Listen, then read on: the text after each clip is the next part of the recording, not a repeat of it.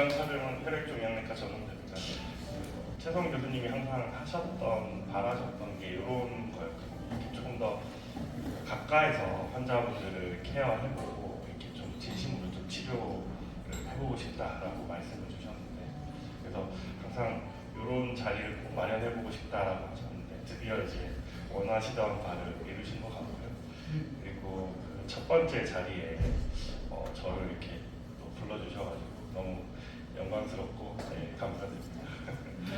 제 강의는 간암과 전도암 치료에 대한 부분이긴 한데요. 제가 주로 보는 암이 그래서, 근데 아마 여기 계신 분들이 아마 다양한 암으로 이제 치료받고 계신 분들이라서 이게 뭐 너무 깊은 얘기를 하는 것보다는 강의를 하고 좀 필요한 부분은 질문을 주시면 제가 아는 한에서 좀 답변을 드릴 수 있는 부분들은 좀 열심히 답변을 드릴 수 있도록 하겠습니다. 근데 지금 보면은 2021년 우리나라는 항상 2년 전 통계가 제일 최근 거거든요. 그러니까 작년 말에 2023년 12월 달에 2년 전 통계를 냈어요. 그게 이제 제일 최근 거거든요. 그럼 2021년이 되잖아요. 보면은 1년에 한 27만 명 정도 암 환자분이 굉장히 많은 수치고요. 이게 암 환자분들이 계속 늘어나는 이유는 암은 나이가 들면서 비례해서 생기는 거예요. 노화 과정의 하나거든요. 이제 우리 몸이 지금도 계속 여러 가지 방사선에도 노출되고 있고 계속 뭔가 세포들이 손상을 당하고 있는데도 우리 그런 몸이 계속 그런 것들을 수리하면서 가고 있는 거거든요. 근데 이제 나이가 들고 이렇게 하면 이제 그런 수리할 수 있는 능력이나 이런 것들이 계속 떨어지고, 그러다 보면 결국은 암이 발생하는 거. 이게 확률적인 건데 나이가 많이 들면 많이 들수록 그 확률은 점점 올라갈 수밖에 없겠죠. 그래서 이게 나이가 기대 수명이 늘어날수록 암 환자분들은 계속 늘어날 수밖에 없는 상황이에요. 그래서 우리가 계속 암 환자분이 늘고 있고, 지금 이제 작년 기준으로 봤을 때, 21년 기준으로 봤을 때 남성의 평균 수명은 80세, 여성의 평균 수명은 86세, 굉장히 높죠. 근데 이거 더 아마 점점 높아질 거예요. 아마 100세까지 올라갈 건데요. 그렇게 했을 때 남자는 5명 중에 2명, 여자는 3명 중에 1명이 이제 암을 경험하게 됩니다. 그 가족들까지 생각했을 때 암은 이제 그냥 멀리 있는 얘기가 아니라 그냥 살면서 나이가 들면서는 한 번쯤 경험할 수밖에 없는 그런 질병이 될 가능성이 높습니다. 근데 그래도 너무 걱정하실 필요는 없는 게,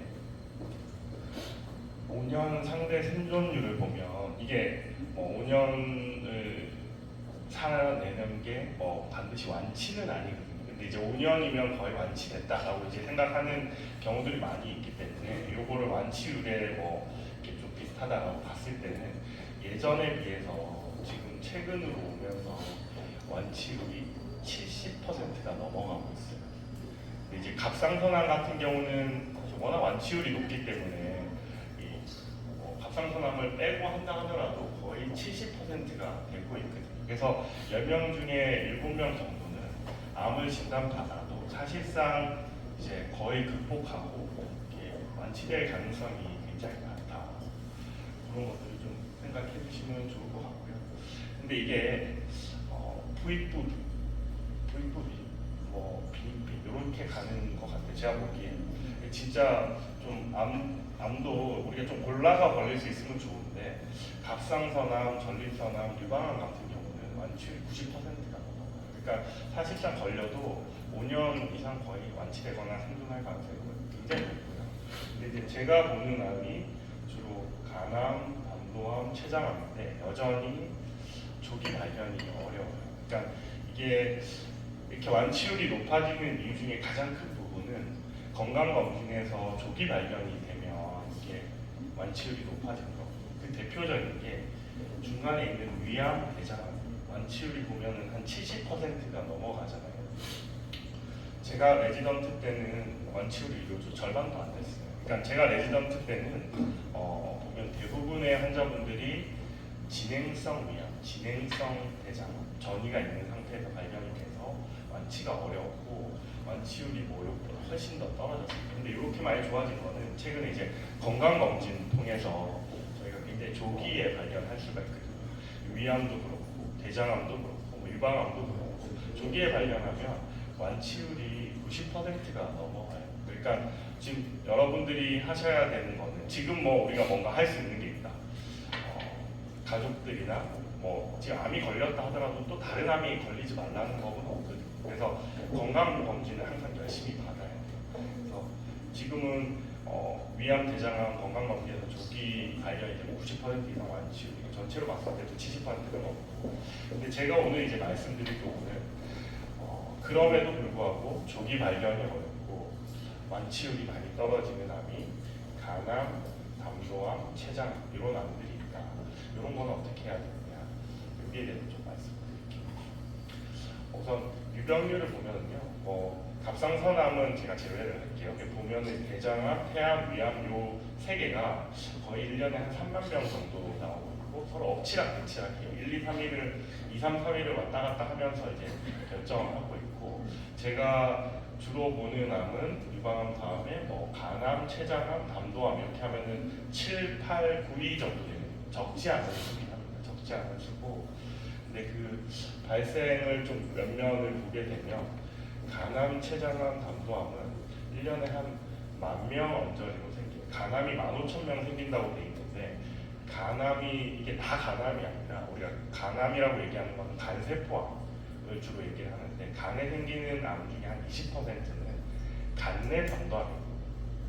그러면 여기서 한 3,000명 정도가 빠져요. 그러면 한 3,000명 정도를 15,000명에서 빼면 12,000명이 될 거고 그 간내 담도암에 한 3,000명은 더 합게 되면은 밑에 7,000명에 3,000명을 더하게 되면 10,000명 정도 올라가거든요. 그래서 간암, 췌장암, 담도암이 거의 한 10,000명 정도 이렇게 되면서 7, 8, 9위를 차지하고 있고 적지 않은 수인데 예후가 좋지 않다 이런 것들이 통계이고요. 제가 이제 주로 보는 암이 간암, 담도암이다 보니까 간암, 담도암에 대해서 좀 더 특징을 말씀드릴게요. 똑같이 간에 생기는 암이고 근데 모양이 좀 달라요. 간암은 모양이 되게 예쁘잖아요. 담도암은 울퉁불퉁하죠.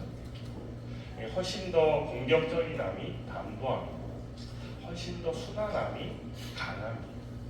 그럼 간암은 훨씬 더 치료하기가 좋겠네 이렇게 생각할 수가 있는데 제가 이제 종양내과 의사로서 여러 암들을 치료해봤을 때 가장 치료하기가 까다로운 암이 간암이었어요. 왜냐하면 우리가 암이 생기면 항암 치료할 때 굉장히 독한 약 많이 쓰잖아요. 머리도 빠지고 이렇게 좀 센 약을 써야지 암을 잡을 수가 있거든요. 그래서 담도암은 그런 약을 쓸 수가 있어요. 근데 간암은 좀 부드러우니까 독한 약 쓰면 잘 잡히겠지. 물론 이제 암은 쪼그라들 수가 있어요. 효과가 있을 수가 있는데 간암은 괜히 생기는 게 아니라 그렇게 간이 나빠진 상태에서 울퉁불퉁하죠. 간 경변증이라고 하거든요. 우리나라 이제 B형 간염이 주로 많은데 B형 간염이 오래되고 간 경변증이 오고 그래서 간 기능이 많이 떨어진 상태에서 밭이 많이 나빠진 상태에서 그 밭에서 올라오는 암이 이제 간암입니다. 그래서 독한 약을 썼을 때는 이 간이 못 견디는 거예요. 근데 그러니까 이제 모순적인 상황이 발생합니다. 간암을 잡으려면 독한 약을 써야 되는데 독한 약을 쓰면 간이 못 견디니까 이 환자분은 돌아가십니다. 그래서 다른 암에서 쓰는 독한 항암제를 간암에 적용할 수가 없었기 때문에 간암은 예후가 굉장히 나빴어요. 지금까지도 최근까지도 좋은 약을 쓸 수가 없는 거예요. 썼다가는 암은 좀 줄어드는데 간 기능이 떨어지면서 돌아가시고 이런 경우가 많았어요. 근데 담도암은 또 반대예요. 간이 생생하잖아요. 그래서 이제 독한 약을 우리가 위암에 쓰는 것처럼 대장암에 쓰는 것처럼 독한 약을 쓸 수가 있어요. 근데 암 자체가 독하기 때문에 얘는 또 반응이 잘 안 돼요. 그래서 좀 비슷한 상황이 됐을 때 간 이식 같은 거, 간 우리가 밭이 안 좋다고 말씀드렸잖아요. 간이 이렇게 울퉁불퉁하고 그럴 때 간 기능이 많이 떨어지면 간 이식은 간암은 간 이식이 가능해요. 간을 완전히 갈아버리는 거죠. 근데 이제 바로 다른 곳으로 전이가 있거나 이럴 때는 이제 할 수 없지만 간 내에만 있고 간 기능이 떨어졌다 충분히 가능한데 담도암은 워낙 공격적인 암이고 여기만 보인다고 해도 여기만 있는 게 아니라 밖으로 빠져나가 있는 경우들이 많거든요. 재발률도 높고 그래서 우리가 간 이식을 할 수 없는 이유도 얘네들이 공격적이기 때문에 그렇고 간암 같은 경우는 우리가 간 이식 같은 방법을 또 쓸 수가 있는 게 또 간암이고 이게 금방 말씀드린 것처럼 간암은 하루아침에 생긴 게 아니라 우리나라 같은 경우는 70% 이상이 B형 간염, 한 10%가 C형 간염, 그 외에 술 많이 드시거나 그 외에는 요즘에는 이제 음식이 서구화되면서 비만 이런 것들이 오래되면서 만성 간염, 우리가 지방간이라고 하죠. 그런 것들이 심해지면 이제 만성염증이 생기고 그런 것들이 어느 정도를 넘어가게 되면 간 경변증이 돼요. 그럼 이제 돌아오지 않아요. 간이 점차 섬유화가 돼요. 간 경변증이라는 건 간 기능이 계속 떨어진다는 뜻이고 다시 안 좋아지면 그 결과로 간암이 생기는데 이 암을 잡기 위해서 우리가 간암에 포커스를 맞추면 되는 게 아니라 이미 나빠진 간 기능까지도 생각하면서 치료를 해야 되기 때문에 최근까지도 간에 부드러우면서 간암에 효과적인 약을 찾기가 쉽지 않아서 치료 성적이 굉장히 나빴던 게 간암이 되겠습니다. 담도암은 우리가 간에서 담즙이 만들어지거든요. 이 담즙이 소화 효소예요. 그래서 우리가 음식을 먹으면 그 효소가 십이지장으로 이렇게 전달이 되면 이제 음식을 흡수하는 데 도움을 주는 거거든요. 이 초록색으로 간 내부터 시작되는 옅게 보이긴 하는데 담즙이 흘러가는 길을 우리가 담관 또는 담도라고 하고요. 이런 간 내에서부터 시작된 게 간 밖으로 나와서 이제 쓸개 저장, 담낭이라고 하죠. 담낭에 저장이 됐다가 우리가 음식을 먹으면 신호가 오면 이 담낭이 쫙 짜주는 거죠. 그럼 이제 걔네들이 담즙이 밑으로 내려와서 십이지장으로 딱 들어가서 음식이랑 섞이게 되고 소화에 도움이 되는 거거든요. 그래서 이 담즙이 내려가는 이 초록색 길 어디서든 암이 생기면 그게 이제 담도암이다라고 저희가 불러요. 그래서 간 내에 있는 담도에서 생기면 간내 담도암, 간 외의 담도에서 생기면 간외 담도암, 그리고 담낭에서 생기면 담낭암 이렇게 하고요. 그리고 간 내에 생기는 암에 아까 제 대부분이 한 70% 정도가 간세포암이라고 얘기를 하는데 한 10에서 20%는 간내 담도암이 생길 수 있다라고 생각하시면 될 것 같습니다.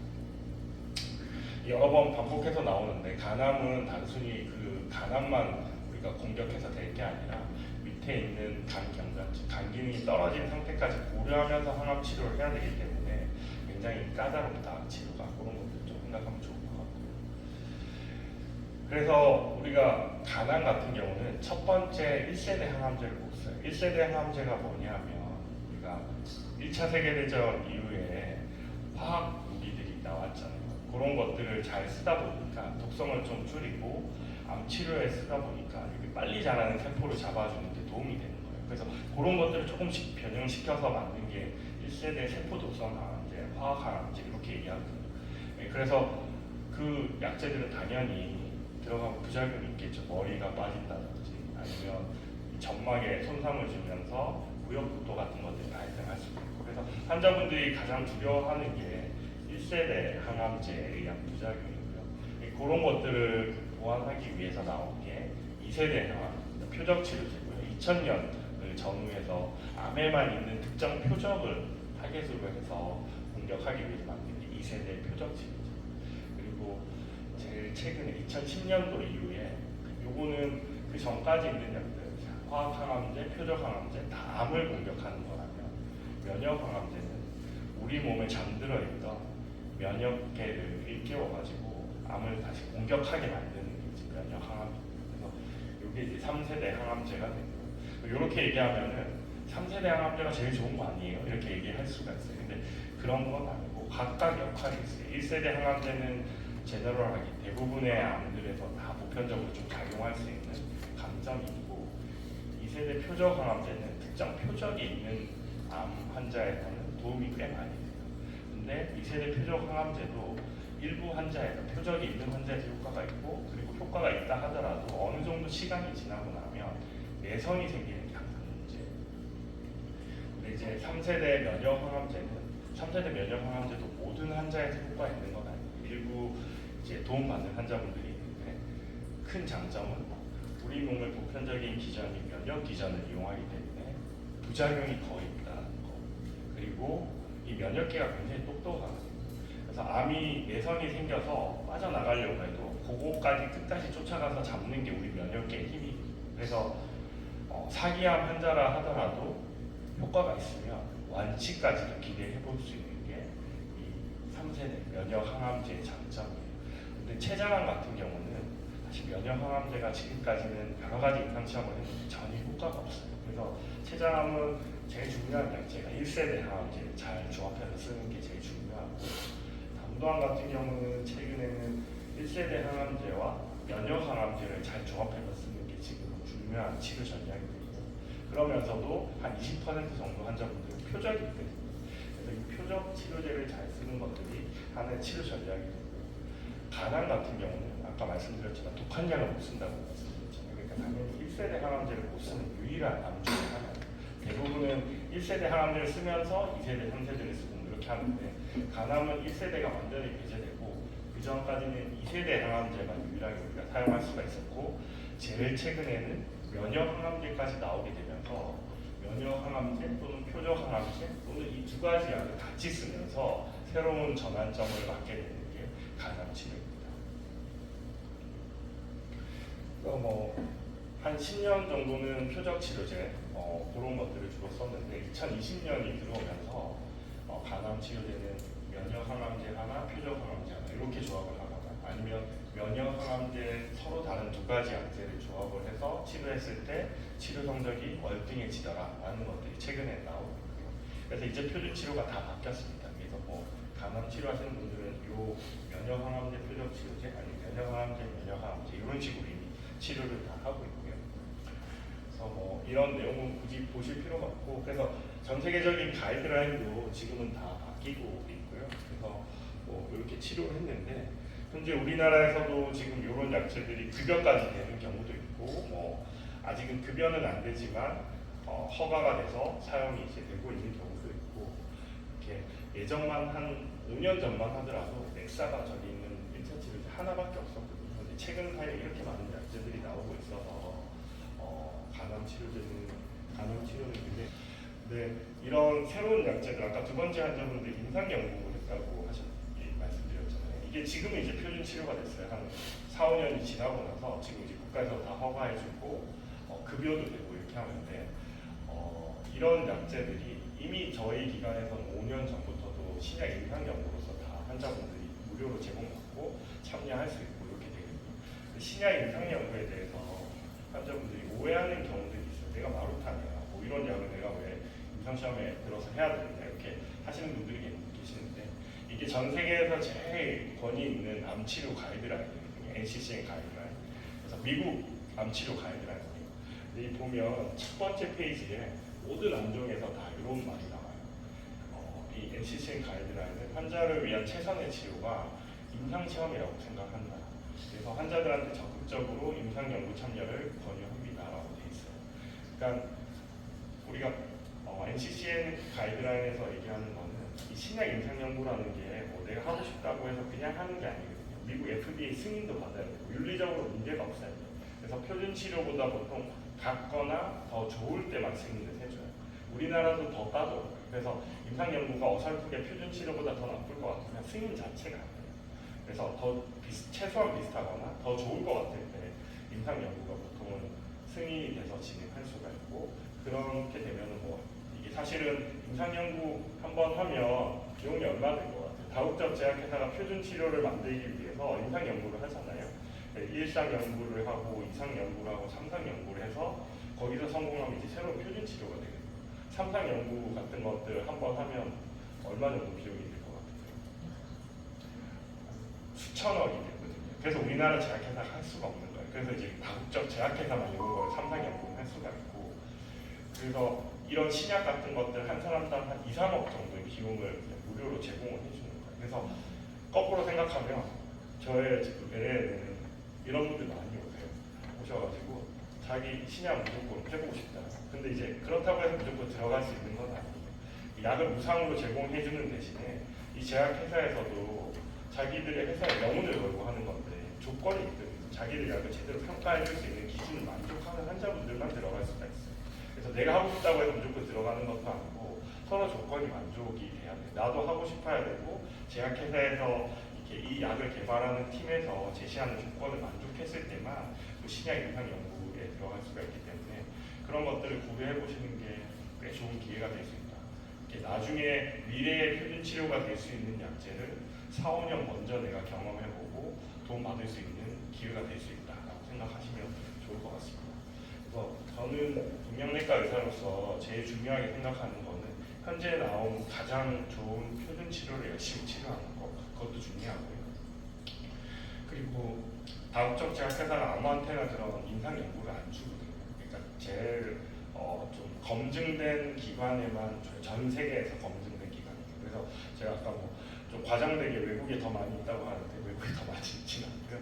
근데 외국에 나가서 제약사들이랑 미팅을 하고 좋은 임상 연구를 서양만 하지 말고 우리나라에도 계속 달라고, 우리 환자분들한테도 달라고, 이렇게 제가 항상 미팅을 하면서 요청하고 있고 임상 연구를 많이 받아오려고는 하고 있습니다. 그래서 실제 해보면 도움받는 분들도 꽤 많이 있어서 환자분들한테는 좋은 기회는 분명히 받는 것 같습니다. 간암 치료 거의 마지막 슬라이드인 것 같은데, 여기 보면 간암 처음 진단되면 보통 수술할 수 있는 경우에, 발견되는 경우에는 수술을 하고 그럼 암이 이렇게 줄어들겠죠. 그리고 이제 또 지나면 다시 안 좋으니까 또 올라와요. 그러면 이제 수술 한 번 했으니까 그 다음에는 수술할 수가 없어서 소작술로 이렇게 불로 태워버리는, 지져버리는 거죠. 그렇게 해서 또 다시 암이 줄어들고, 근데 또 시간이 지나면 또 올라올 수가 있거든요. 그럼 이제 병이 좀 진행이 있기 때문에 수술이나 소작술이 안 되고 그 암을 먹여 살리는 혈관을 막는 색전술 같은 걸로 우리가 치료를 할 수가 있거든요. 색전하고 또 내려가면 또 다음에 올라오면 또 하고 뭐 이렇게 하다 보면 이제 병이 이제 간 밖으로도 빠져나가고 주변 혈관으로도 이제 퍼져나가고, 이렇게 되면 이제 진행성 간암이 돼요. 그렇게 되면 이제 보통 저한테 오셔서 1차 항암 치료 이렇게 하고 그 다음에 또 병이 진행하면 2차 항암 치료, 지금 아까 슬라이드에서 보여드렸는데 5개 이상의 항암 치료가 있으니까 그것도 진행하면 또 쓰고 하면 되지 않느냐, 이렇게 생각하면 되는데, 간암이 어려운 게 우리가 간 기능이 기다려주지가 않아요. 시간이 지남에 따라서 간 경변증이 있다고 했잖아요. 시간이 지나면서 간 기능이 점점 떨어지는 거예요. 근데 간 기능이 떨어지면 그거는 되돌릴 방법이 없어요. 간암 환자분들이 돌아가시는 거는 간암이 커져서 돌아가시는 환자분도 일부 계시지만 상당수는 암이 커지면서 또는 간 기능이 그냥 떨어지면서 더 이상 추가적인 치료를 못하면 이제 돌아가시는 분이 더 많거든요. 그래서 간암 치료에 있어서 가장 중요한 거는 암 자체에 대한 치료도 중요하지만 간 기능이 떨어지지 않게 잘 보존하는 것들이 중요하다고 할 수 있겠습니다. 최근에 저희 팀이 이렇게 발표한 연구 결과를 보면 간암에서 암 자체가 진행했을 때 사망의 위험성은 9.9배인데요.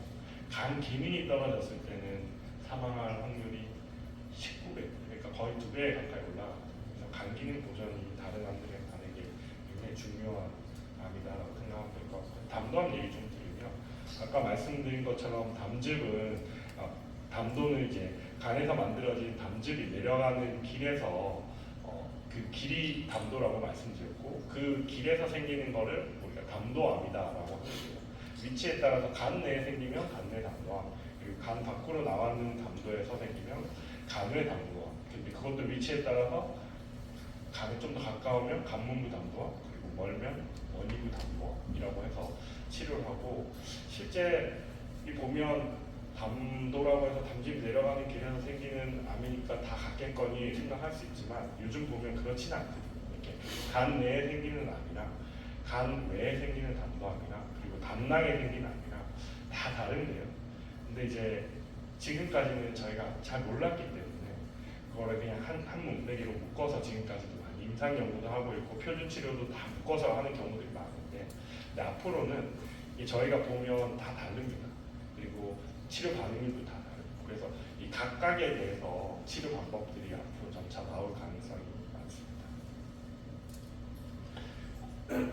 아까 대장암이랑 위암 같은 경우는 검진 열심히 하면 조기 발견이 가능하다고 했잖아요. 담도암은 지금 현재 의학으로서는 조기 발견이 어려워요. 이미 발견됐을 때 진행성인 경우가 굉장히 많아요. 그래서 완치율이, 노년 생존율이 여전히 낮은 게 이 담도암의 특징이고, 치료 방법도 아주 원시적이에요. 그래서 운 좋은 한 30% 초기 담도암이다 발견 당시, 그러면은 수술을 해요. 근데 운 나쁜 70% 환자분들은 수술 안 돼요. 그러면 항암 치료해요. 이분법적으로 이렇게 나누잖아요. 이렇게 이분법적으로 나눈다라는 것 자체가 담도암의 치료가 아직 발전이 굉장히 더딘 가장 원시적인 상황이다라고 생각을 하면 될 것 같아요. 그래서 실제 그러면 운 좋은 30% 환자들은 뭐 좋은 거 아니냐라고 생각하는데, 그러니까 지금도 마찬가지인데, 그래서 이런 환자들을 무리해서 막 수술해요. 왜냐하면 그렇게 해야 유일하게 완치를 기대해 볼 수 있는, 우리가 치료 방법을 한번 시도해 볼 수 있는 거니까. 근데 그렇게 해봤더니 결국 절반 이상의 환자분들이, 40에서 70% 환자분들이 재발을 하는 거예요. 그러니까 재발할 걸 뻔히 알면서도 그게 유일한 완치의 기회라고 생각해서 무리해서라도 그냥 하고 있는 게 지금 우리 현재 담도암 치료거든요. 수술할 수 있으면 수술하고, 안 되면 그냥 완화적인 요법으로 항암 치료로 그냥 치료하고, 이런 방법이에요. 근데 최근에 그래도 저희가 조금 담도암에서도 빛이 보이는 게 조금 더 좋은 항암제들이 나오기 시작했어요. 원래는 10년 전부터 지금 최근까지 있었던 게 잼시타빈, 시스플라틴이라는 조 1세대 항암제밖에 없었거든요. 근데 비교적 최근에는 이제 표적 치료제들이 나오기 시작했고, 이게 한 20% 환자분들이 이런 표적을 가지고 있어요. 그래서 전 세계 가이드라인을 봐도 지금 담도암은 진단되면 다 이런 표적이 있는지 검사를 하도록 권유하고 있고, 그리고 더 최근에는 요 면역 항암제가 또 나오면서 이 기존의 잼시타빈, 시스플라틴과 같이 면역 항암제를 병합해서 치료했는데 치료 성적들이 향상되고 있습니다. 근데 그 치료법이 아무리 향상이 돼도 요거를 잘 사용하는 것들이 되게 중요한데요. 이게 아까 최성훈 교수님도 말씀을 주셨지만 저희 가이드라인, 아까 NCCN 가이드라인 보여드렸죠. 그게 1년에 3-4번씩 바뀌어요. 계속 업데이트가 됩니다. 저는 종양내과 의사잖아요. 그러니까 항암 치료 따라가기도 바빠요.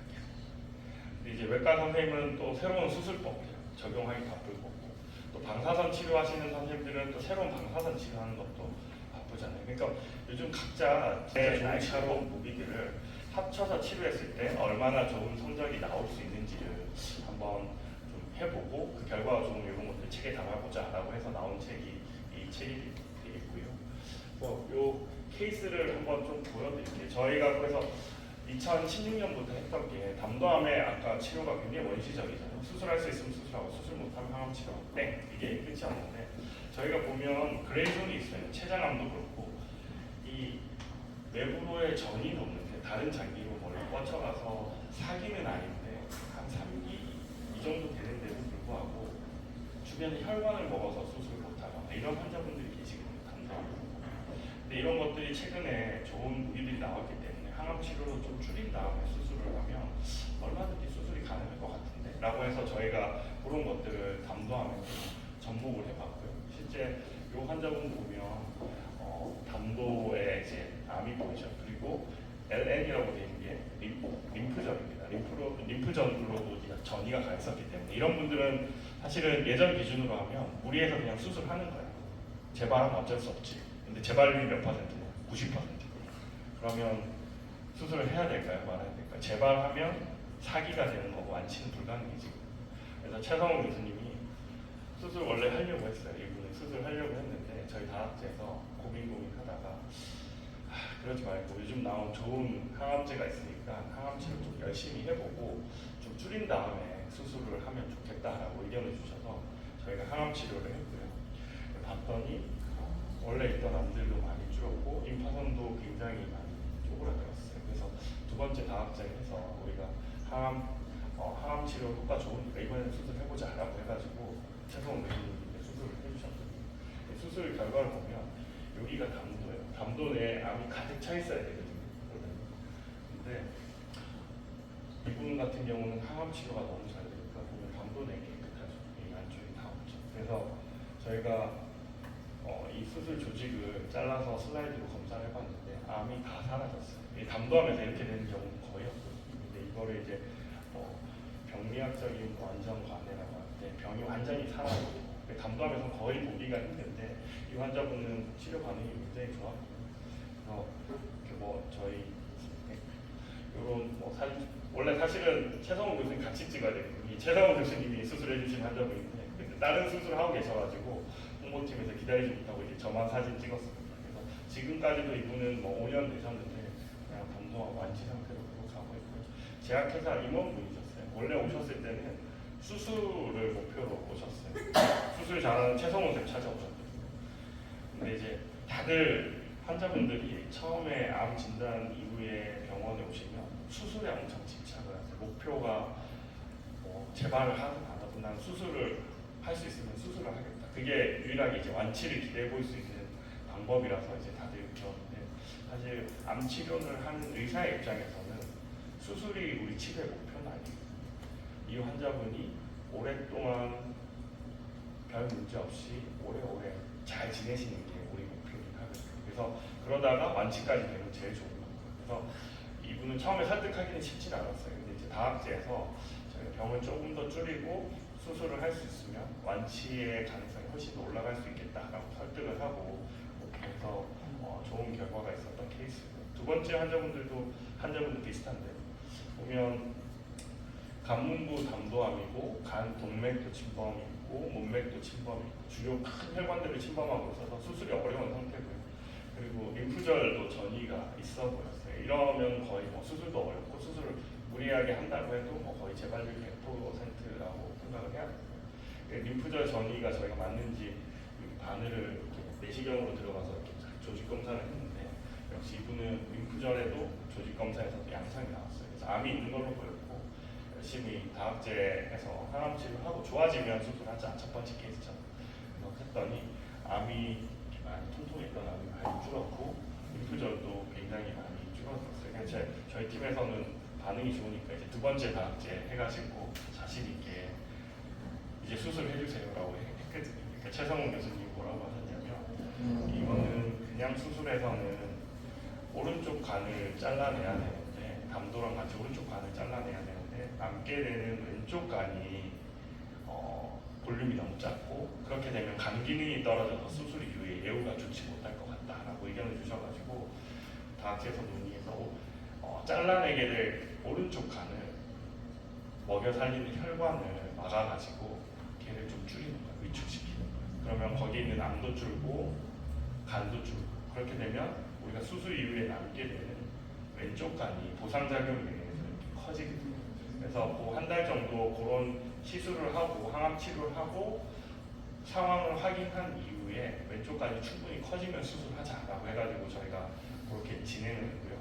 해봤더니 오른쪽 간은 굉장히 많이 줄어들었고 왼쪽 간이 그 대신에 엄청 많이 커졌거든요. 그래서 이 왼쪽 간이 커져서 다시 저희가 CT로 이렇게 볼륨을 계산해봤더니 충분히 수술하고도 간 기능이 충분하겠다라고 해가지고 결국 수술에 들어갔고요.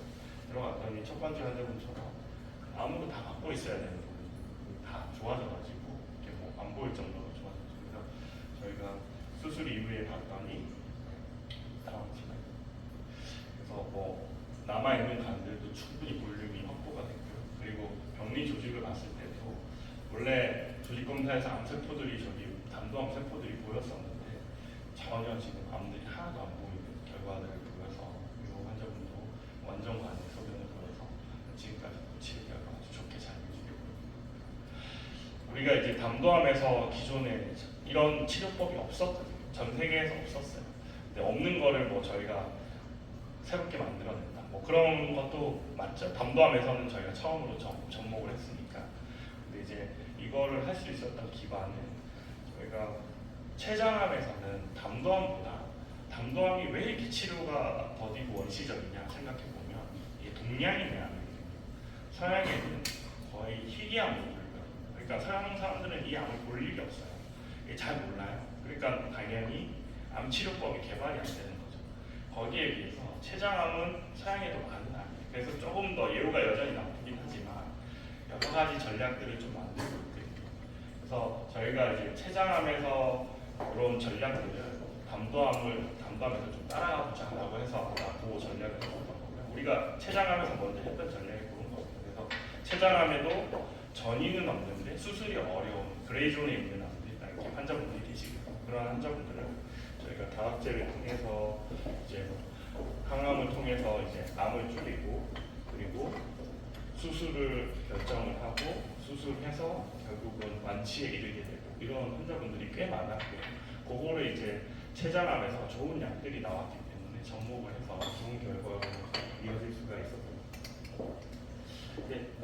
제가 두서없이 좀 말씀드리긴 했지만 오늘 말씀드릴 결론은 간암 환자분들이 계시면은 간암은 면역 항암 치료가 드라마틱한 반응을 보이는 환자분들, 한 30% 환자분들은 너무 좋은 반응들이 나타났기 때문에 이런 것들을 기억해 주시면 좋을 것 같고, 그리고 간암은 암 자체 조절도 중요하지만 간 기능을 잘 보존할 수 있는 부드러운 약을 써서 암을 조절하는 게 굉장히 중요하고, 담도암도 새로운 약제들이 많이 나와서 여러 가지 기회들이 있는데 이런 것들을 100% 잘 활용하기 위해서는 다학제 진료를 통해서 약과 선생님들이 상의해서 치료를 하면 좀 더 좋은 결과들을 만들어낼 수가 있을 것 같고요. 그리고 조직 검사를 해야지 사실은 그 환자분에 맞는 표적이 있는지 없는지를 우리가 알 수가 있거든요. 그래서 간암도 마찬가지고 담도암도 마찬가지고 조직 검사를 해서 100% 환자분들이 다 표적이 나오진 않습니다. 해보면은 한 20% 미만의 환자분들이 표적이 나오긴 하는데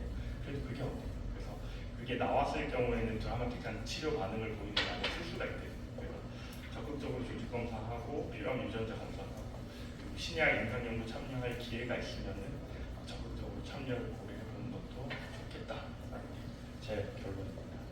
경청해 주셔서 감사합니다. 오늘 슬라이드는 좀 브로드한 내용을 다 담아야 돼서 얕은 내용들 위주로 말씀을 드렸고요. 아마 환자분 개개인분들이 가지고 있는 궁금증이나 이런 것들은 좀 다른 것들이라서 편하게 지금부터 질문해 주시면 제가 답할 수 있는 선에서 저랑 최성훈 교수님이랑 같이 해서 답을 드리도록 하겠습니다.